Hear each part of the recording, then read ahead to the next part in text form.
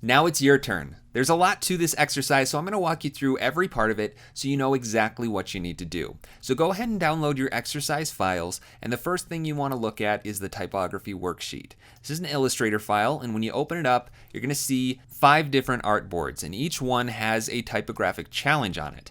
You can find the instructions right down here. What you're going to need to do is kern the text to match on this first one. So you have 3 different text layers, and behind them there is this layer of like a magenta guide. This is what you want to get your text looking like.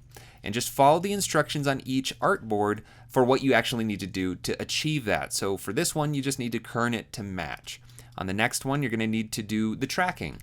And then you're going to need to use the touch type tool to match this frame. Something I do want to point out with this one, under the hint, it says to move and rotate each character. Something I didn't cover in the lesson is that with the touch type tool, Shift T on the keyboard, if you have a character selected, there's this little option up here at the top, the little handle, that will allow you to rotate characters as well. So you can scale them up or down by clicking and dragging on the top right corner. You can reposition them on the baseline by dragging them up and down, and you can kern them by dragging them left and right, as well as rotating them. So be aware of that on that particular example. The next one is to match the leading, so you don't have to do anything except match leading on these 2 paragraphs. And then the last one is kind of the big one. It's everything. You're going to want to work on justification, the leading, the tracking, the kerning, until this block of text that you have accessible matches the guide text behind it. Now, one important thing with this particular worksheet is that you're going to need the typefaces that I used in this document in order for it to actually work. If you don't have those fonts installed and synced to your computer, then it's going to just use a temporary font and it's not going to work. You can't line text up if it's a different font. So I've gone ahead and uninstalled one of the fonts and I'm going to open it up again. When you do this with a Creative Cloud font, a font that's available on Typekit, Adobe is going to actually recognize that you have a missing font in this document. It's going to tell you the name of the font, and it's going to tell you whether or not it's available to sync from Typekit. In this document, all of the fonts came from Typekit, so you should be able to see everything in this list and have a check mark next to sync for each one. So just make sure sync is checked and then say sync fonts. That'll take a second to download from Typekit, and then before you know it, this font right here, which I'm missing, should update and display in the correct font. And there we go, just like that, it successfully synced the fonts. That's displaying properly now. I can hit close and move on. So just make sure that that worked for all of the fonts in your document before you tackle this exercise. Once you're done with all of that, make sure that you turn off the worksheet layer before you export, and that way we don't have all of that extra stuff around those frames.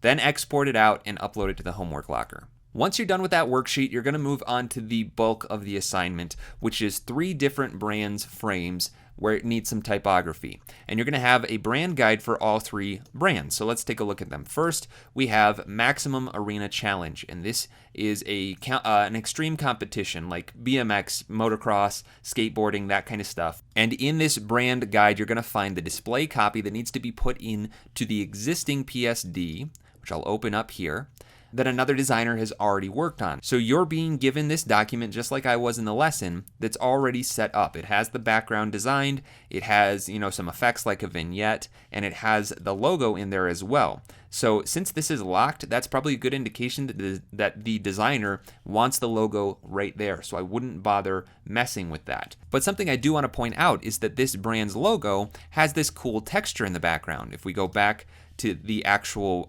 brand guide, you can see that pretty clearly.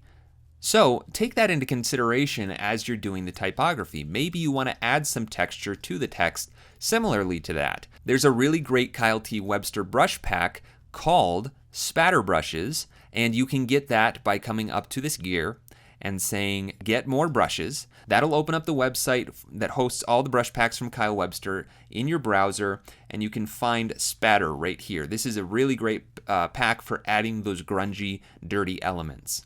So I'd recommend you download that pack and play around with the different textures with your typographic treatment for that particular frame. Next up, we have another brand guide for a network called Canoodle, and this is a kids cartoon channel. And you can read all about the brand, get all the information you need there, but there is some really important stuff in here, like highlighting the new episode of Finkel and Einhorn. So you're going to be making a frame for tomorrow's schedule. So the schedule should be headlined by tomorrow. So make sure you're carefully reading through all this information so you know exactly what needs to go inside each frame. And then you'll have the schedule. You'll have to decide how you want to lay that out, and then make sure that you clearly highlight the new episode of Finkel and Einhorn. Also indicate that all times listed are for the Eastern time zone. So this is indicating that this channel does not account for the Central time zone like I did on the HIP network. You just want to indicate somewhere on the frame that makes sense that all of the times listed are for Eastern time zone.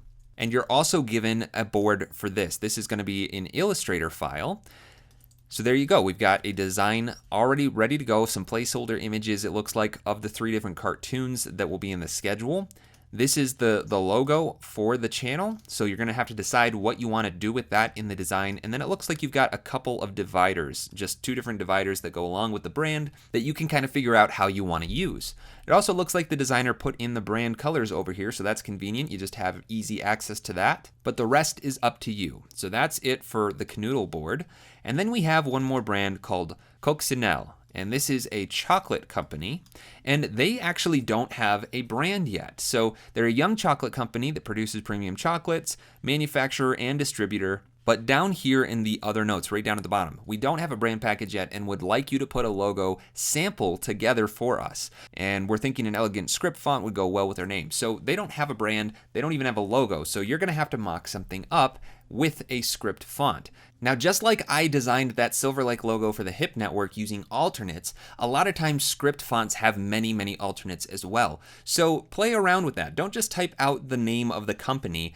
Try and find some alternates, play with the sizing of some of the characters, and see if you can come up with something that looks more like a logo than just something that you typed out using a font.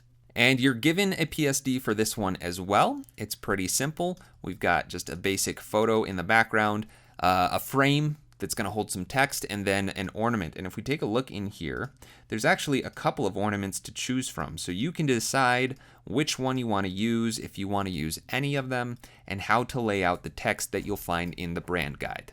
And believe me, I realize that I'm throwing you into the deep end. I'm doing this on purpose because this is how you're going to learn. And you probably have noticed by now that there were no fonts listed in any of those brand documents. So it's up to you to pick and choose fonts that are going to work best for each project. Now, I am going to help you out a little bit. If you're new to typography, this is probably really intimidating. So there's a PDF in the exercise files with a bunch of fonts available on Typekit that are great to use. So you're going to find some sans serif fonts that have lots of different weights and varieties, and then you're going to find some serif fonts, some script fonts, even some slab serif fonts in there. So you can use that as a guide if you don't feel comfortable searching for your own fonts yet, but also don't hesitate to look through Typekit and see if there are some fonts that you think could also work well that aren't in that list.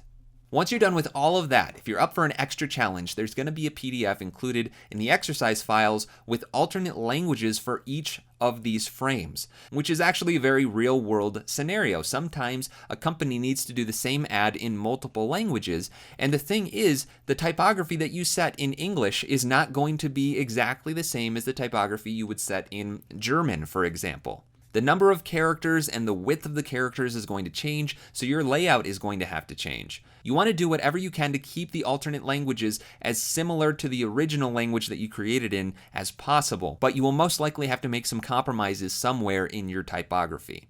So, to recap your assignment, you're going to first work on your typography worksheets. Do everything in that document and export those for upload. Then move on to your 3 board assignments. You're going to lay out the typography for the Extreme Sports Competition Maximum Arena Challenge. You're going to work on the Kanoodle Show Schedule Promo Package frame. And then you're going to work on this Coccinelle board for the chocolate company, where they're going to need a logo and then some elegant text for housing the rest of their display copy. If you've done all that and you want more of a challenge, you can try an alternate language for one of your 3 boards, export everything out, and upload it to the homework locker so you can get a critique from your TA. I know this is a big assignment, but I have faith you can do this. So let's get to work. Good luck.